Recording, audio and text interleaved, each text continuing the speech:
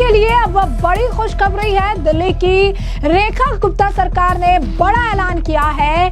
10 लाख रुपए तक की मदद जो है कांवड़ियों की सेवा समिति को दी जाएगी ताकि उन्हें किसी तरीके की असुविधा ना हो। तो ये बहुत बड़ा ऐलान है। दिल्ली की मुख्यमंत्री रेखा गुप्ता और साथ ही साथ कपिल मिश्रा ने भी इस मामले को लेकर बयान दिया है। क्या है पूरा माजरा, 10 लाख रुपए किसे दिए जाएंगे, किस तरीके की सेवा इस बार प्रोवाइड की जाएगी और केजरीवाल सरकार पर क्या कुछ कहती नजर आई रेखा गुप्ता, विस्तार से जान लेते हैं। तो दिल्ली सरकार कांवड़ियों की सेवा के लिए 10 लाख रुपए तक की मदद देने जा रही है। राजधानी की 200 से ज्यादा कांवड़ सेवा समितियों को 50,000 से 10 लाख रुपए अनुदान दिया जाएगा। मुख्यमंत्री रेखा गुप्ता ने कहा है कि वो चाहती है कि कांवड़ियों को दिल्ली में एक पत्थर तक ना चुभे। सेवा समर्पण वाले इस उत्सव में लोग बढ़ चढ़ कर भाग ले। ये फैसला दिल्ली सरकार की कैबिनेट बैठक में लिया गया है। कांवड़ यात्रा के लिए मिलेगी 10 लाख तक की मदद। कैबिनेट बैठक में कांवड़ यात्रा और शिव भक्तों को लेकर चर्चा हुई। इसके बाद यह फैसला लिया गया कि इस बार कांवड़ियों की सेवा के लिए समितियों को भाग दौड़ और पैसे की किल्लत का सामना ना करना पड़े। इसके लिए सरकार डायरेक्ट बेनिफिट योजना के तहत कांवड़ समितियों को 4 श्रेणियों में बांटकर 50,000 रुपए से लेकर 10 लाख तक की मदद देगी। इसके लिए पैसे उनको सीधे ट्रांसफर किए जाएंगे। ऐसे में आपको बता दें कि दिल्ली में कांवड़ियों की 180 समितियां रजिस्टर्ड है। मुख्यमंत्री रेखा गुप्ता ने कहा है कि 50% पैसा पहले और बाकी पैसा खर्चे का ब्यौरा आ जाने के बाद दिया जाएगा। क्या कुछ और कहना है दिल्ली के मुख्यमंत्री रेखा गुप्ता का, एक बार आप खुद सुनिए। मुझे बहुत ही खुशी है इस बात की घोषणा करते हुए कि दिल्ली सरकार लगातार लगभग रोज मिनिमम गवर्नमेंट और मैक्सिमम गवर्नेंस के नाते रोजाना नई पॉलिसीज का फॉर्मेशन कर रही है। और इसी प्रकार से आज भी हम एक नई सरकार की नीति लेकर के आपके बीच में आए हैं।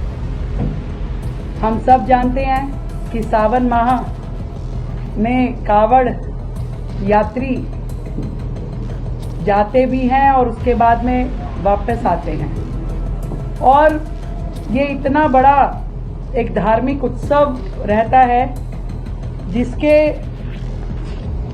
लिए पूरी दिल्ली सजती है और तैयार होती है।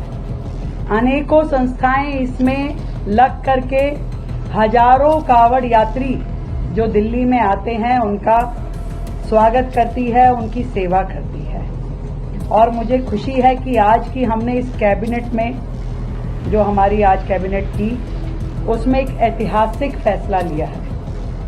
वर्षों से कांवड़ियों की सेवा देने के नाम पे पिछली सरकारों ने इस पूरी कार्य को भ्रष्टाचार का अड्डा बना दिया था।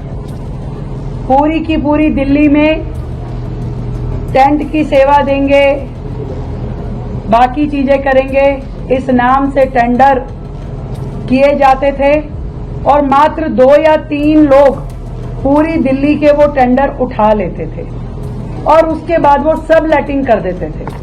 कई बार तो संस्थाओं को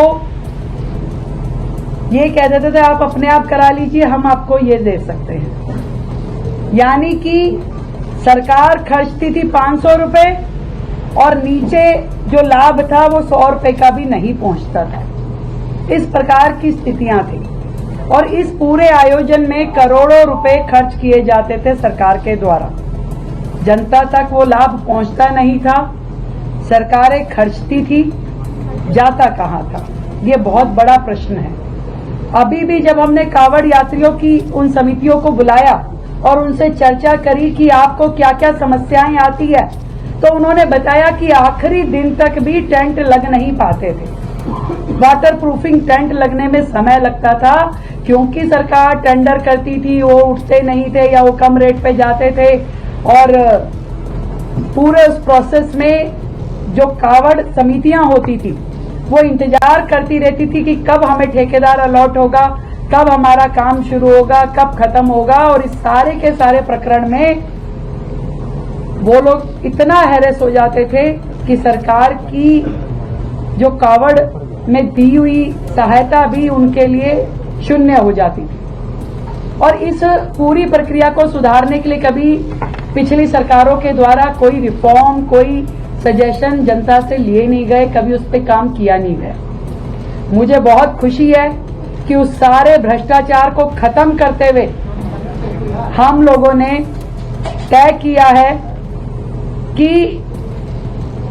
ये जो सभी समितियां कावड़ यात्रा के दौरान शिव भक्तों की सेवा में जुटती हैं, उन्हें अब हम डायरेक्ट बेनिफिट ट्रांसफर करेंगे, जो कि पूरा का पूरा संस्था को सीधा पैसा जाएगा, जो हम सहायता राशि दिल्ली सरकार देगी। कोई ठेकेदारी नहीं, कोई किसी को टेंडर नहीं। वो संस्थाएं जो कावड़ के लिए काम करती हैं, शिव भक्तों की सेवा का काम करती हैं, जो रजिस्टर्ड संस्थाएं होंगी, वो अप्लाई करेंगी डीएम ऑफिस पे। और वहीं से दूसरी चीज जो हमने की है, सिंगल विंडो सिस्टम, यानी कि जो अलग अलग परमिशंस लेने के लिए उनको यहां वहां दौड़ना पड़ता था, अब सीधा सीधा आपको एक ही जगह पे हमारे सभी 11 डीएम ऑफिसेज में सभी प्रकार की नो ऑब्जेक्शन परमिशन आपको वहीं की वहीं मात्र 72 घंटे के अंतराल पे मिलेगी। एक बहुत बड़ी सुविधा सिंगल विंडो की डीएम ऑफिसेज पे उन्हें दी जाएगी। और पहले हमने ये भी देखा कि जो बिलिंग होती थी वो सालों तक पेंडिंग रहती थी, यानी कि आज की डेट में भी पिछले 3-4 साल के कावड़ कैंप के दौरान हुए खर्चों के बिल सरकार में सबमिट नहीं हुए, उनकी पेमेंट्स आज तक भी पेंडिंग है। अफसर बदल गया, लोग बदल गए, सरकारें बदल गई, आज जो कुछ भी वो कहेगा वेंडर कि मेरा तो इतना खर्चा है, वो एलिजिबल है वो खर्चा वहां से उठाने के लिए। हमने वो सारी दुकानदारी बंद करी और तय किया है कि जो भी हम पैसा देंगे उसकी हमने कैटेगरी बनाई है। 4 कैटेगरी में ये सारा का सारा काम होगा, और जिसमें कम से कम 50,000 रुपए और अधिकतम 10 लाख रुपए की राशि दी जाएगी, जो कि टेंटिंग एरिया के ऊपर और कितने दिन वो संस्था अपना कैंप लगाती है उसके ऊपर वो चलेगा। यानी कि कावड़ शिविर का साइज कितने दिन चलेगा उसको 4 कैटेगरी में हमने विभाजित किया है।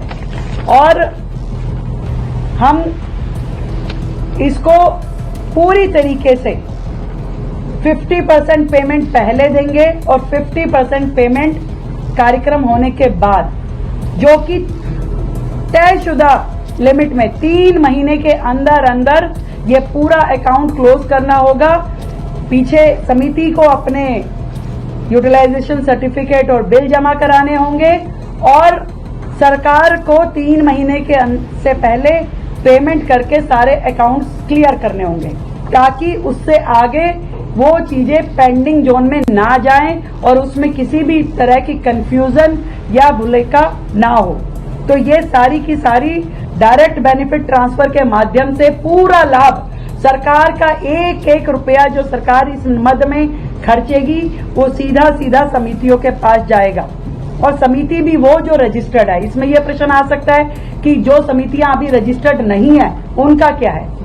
सरकार तुरंत रजिस्ट्रेशन की प्रक्रिया को सुलभ करते हुए उनके लिए विंडो खोलेगी और उन्हें पूरा समय दिया जाएगा कि क्योंकि पहली बार डायरेक्ट ट्रांसफर हो रहा है तो हम 30 जुलाई तक उनको पूरा समय देंगे कि वो अपने कागजात रजिस्टर करके अपने कागज सबमिट करा दे। अप्लाई अभी करे और उसकी बिलिंग और सर्टिफिकेशन 30 जुलाई तक वो जमा कराने की स्थिति में रहेंगे। तो जैसा कि आपने उनका बयान सुना और इसी के साथ हम आपको बता दें कि दिल्ली में कांवड़ियों की 180 समितियां रजिस्टर्ड है। सरकार ने फैसला लिया है कि अब वो फंड सीधा कांवड़ यात्रा रजिस्टर्ड समिति को देगी। दिल्ली में अगर समिति रजिस्टर्ड नहीं है तो 30 जुलाई तक वो डीएम दफ्तर जाकर इसे रजिस्टर्ड कराया जा सकता है। लेकिन समिति ने रजिस्ट्रेशन को लेकर विधायक और सांसद की जो है स्तुति भी जरूरी होगी। मुख्यमंत्री रेखा गुप्ता ने यह भी बताया है कि कांवड़ समितियों को नो ऑब्जर्वेशन सर्टिफिकेट के लिए धक्का ना खाना पड़े, इसके लिए सिंगल विंडो सिस्टम किया जा रहा है। कांवड़ यात्रा के नाम पर भ्रष्टाचार होता था। मुख्यमंत्री रेखा गुप्ता ने यह भी कहा कि पहले की सरकार कांवड़ यात्रा के नाम पर भ्रष्टाचार करती थी। सरकार टेंडर निकालती थी लेकिन अंतिम वक्त तक ठेकेदार ना तो टेंट उपलब्ध करा पाता था ना ही दूसरी सामग्री, यानी सरकार 500 रुपए खर्च करती थी लेकिन 100 रुपए का लाभ भी नहीं मिलता था। यात्रा समितियों ने बताया है कि आखिरी वक्त तक टेंट नहीं लग पाता था। वहीं दूसरी तरफ दिल्ली के मंत्री कपिल मिश्रा ने भी इस मामले को लेकर बयान दिया है। क्या कुछ कह रही है कपिल मिश्रा, भी सुनिए। देखिए, मुख्यमंत्री जी ने आज कई ऐतिहासिक घोषणा की हैं। जो भोले के भक्त और कांवड़ यात्री दिल्ली में आएंगे उनके लिए और सभी उनकी सेवा करने वाले कांवड़ सेवा शिविर चलाने वाले लोगों के लिए बहुत ही ऐतिहासिक घोषणा मुख्यमंत्री महोदया जी के द्वारा की गई है। उसमें सबसे बड़ी घोषणा यह है कि हर एक कांवड़ शिविर को जो दिल्ली में लगेगा उसको बिजली 1200 यूनिट बिजली बिल्कुल मुफ्त दी जाएगी। बहुत बड़ी ये ऐतिहासिक घोषणा है। और जब सभी कांवड़ शिविर के लोग मुख्यमंत्री जी के साथ बैठे थे तो उनकी सबसे बड़ी मांग भी ये थी। 2 बड़ी मांगें कांवड़ सेवा शिविर के आयोजकों ने की थी। पहली कि बिजली के बारे में कुछ उनको राहत मिले और दूसरी सिंगल विंडो क्लियरेंस मिले। ये दोनों ऐतिहासिक निर्णय मुख्यमंत्री महोदया ने किए हैं। इसके साथ एक तीसरा बड़ा निर्णय किया गया है। केजरीवाल सरकार भोले भक्तों की सेवा के नाम पर बहुत बड़ा एक भ्रष्टाचार का खेल कर रहा था, करप्शन का खेल चल रहा था और टेंडर देने के नाम पे, टेंट लगाने के नाम पे बहुत ज़्यादा भ्रष्टाचार की शिकायतें दिल्ली के सभी जगह से आ रही थी। सभी लोग उससे त्रस्त थे। वो भ्रष्टाचार को जड़ से मिटाने का ऐतिहासिक निर्णय लिया गया है। कोई भी ऐसा टेंडर, ठेका, इस व्यवस्था को समाप्त करके जो शिविर लगाए जाएंगे कांवड़ सेवा शिविर, सीधे उनके खाते में दिल्ली की सरकार के द्वारा पैसा डाला जाएगा। ये एक बहुत ही ऐतिहासिक निर्णय है। डायरेक्ट ट्रांसफ़र किया जाएगा उनके खातों में पैसा और वो अपने हिसाब से उस पैसे का इस्तेमाल भोले कांवड़ यात्रियों के सेवा के लिए करेंगी। और कई संस्थाएं जो काम करती आ रही थी लेकिन पिछली सरकार उनका रजिस्ट्रेशन नहीं कर रही थी, इसलिए नए रजिस्ट्रेशन भी खोल दिए गए हैं, तुरंत प्रभाव से खोल दिए गए हैं। डीएम ऑफिस में उनके रजिस्ट्रेशन किए जाएंगे। और मुझे लगता है कि दिल्ली में इस बार राम भक्तों की, शिव भक्तों की ये जो सरकार आई है, ऐतिहासिक कांवड़ सेवा के आयोजन दिल्ली में किए जाएंगे। तो जैसे कि आपने कपिल मिश्रा का भी बयान सुना, उन्होंने कहा कि सीएम ने कई ऐतिहासिक घोषणाएं की हैं। दिल्ली में सभी कांवड़ यात्रा शिविरों को मुफ्त बिजली जो कि 1200 यूनिट है वो दी जाएगी। वे इसकी मांग कर रहे थे। इसके लिए सिंगल विंडो क्लियरेंस भी होगी। अरविंद केजरीवाल टेंडर प्रक्रिया में भ्रष्टाचार कर रहे थे। अब शिविरों को डीबीटी यानी प्रत्यक्ष लाभ हस्तांतरण मिलेगा। वो इस पैसे का इस्तेमाल सेवा के लिए कर सकते हैं। डीएम कार्यालय में पंजीकरण भी करना होगा। ऐसे में अगर आप देखेंगे तो दिल्ली की रेखा गुप्ता सरकार ये बहुत बड़ा फैसला लिया है। उन्होंने कांवड़ियों की सेवा के लिए अब ये 10 लाख रुपए की मदद करने की बात कही है। राजधानी की 200 से ज्यादा कांवड़ सेवा समितियां हैं जिनको अब 50,000 से 10 लाख रुपए का जो अनुदान है वो दिया जाएगा ताकि कांवड़ियों के लिए किसी तरीके की परेशानी ना हो। साथ ही साथ इन्होंने ये भी खुलासा किया कि कैसे पूर्व की अरविंद केजरीवाल सरकार सिर्फ और सिर्फ भ्रष्टाचार करती थी, टेंडर में भी भ्रष्टाचार करती थी, खर्च 500 रुपए करती थी लेकिन लाभ लोगों को 100 रुपए का भी नहीं मिल पाता था।